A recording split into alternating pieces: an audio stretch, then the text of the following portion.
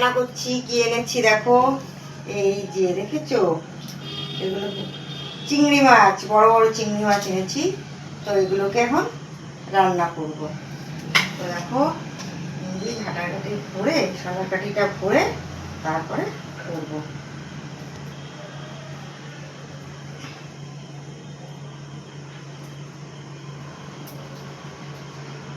ছোলার কাঠিটা ভরলে কি হবে বলতো, সোজা থাকবে মাছটা, এই কারণে ছোলার কাঠিটা ভরা।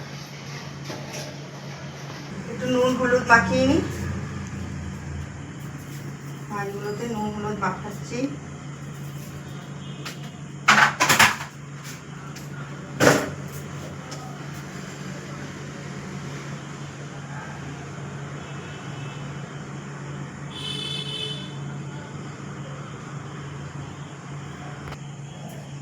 একটু লেবু মাখিয়ে রাখছি।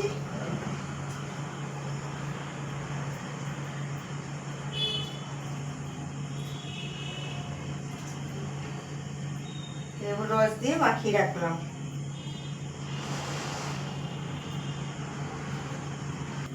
তেল দিয়ে দিচ্ছি, গ্যাস ধরিয়ে দিয়েছি, এবার তেল দিয়ে দিচ্ছি।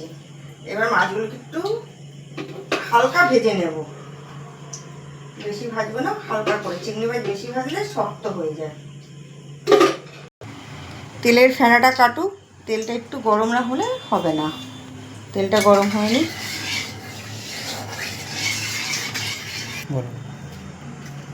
এবার একে একে মাছগুলোকে ভেজে নেব।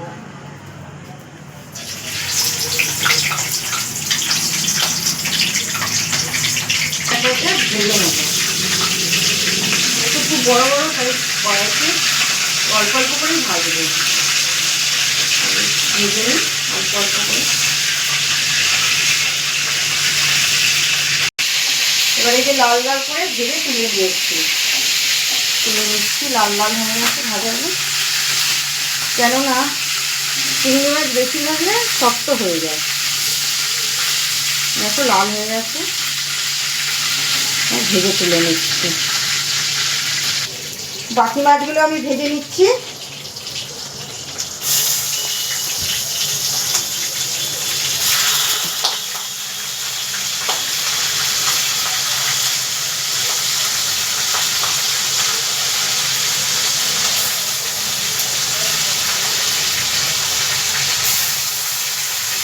এদিকে ভাজাটা হতে থাক, এদিকে ততক্ষণ আমি মশলাটা করে নিই।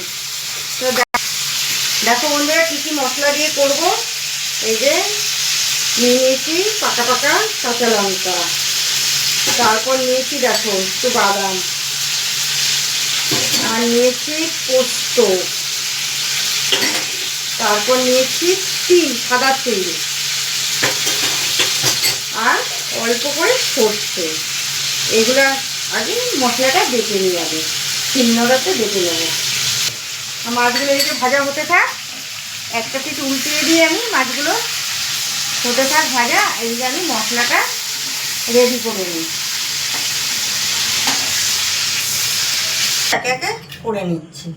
প্রথমে দিয়ে দিলাম কাঁচা লঙ্কা, তারপর দিলাম সর্ষে, দিলাম তিল, পোস্ত, আর দিয়ে দিলাম বাদাম। এবার মশলাটা আমি করে নিচ্ছি।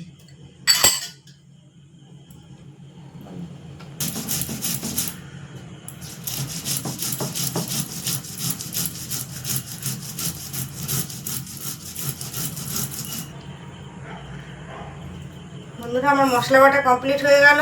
দেখো মশলাটা বেটে নিলাম, এবার রান্নাটা বসাবো।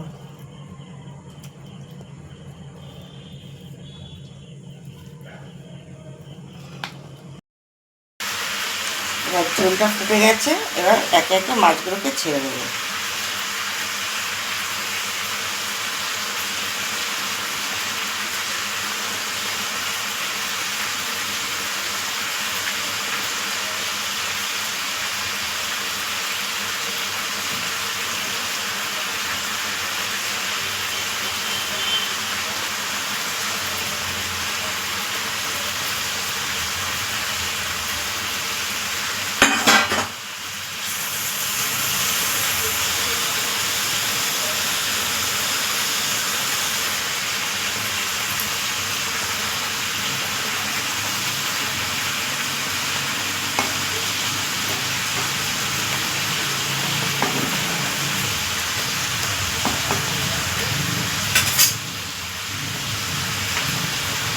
এবার একটু গরম মশলা দেব,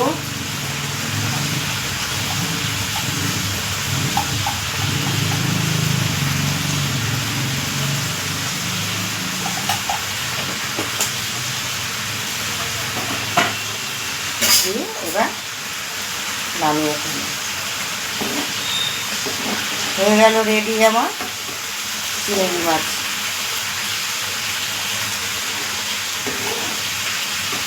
চিংড়ি পোস্ত।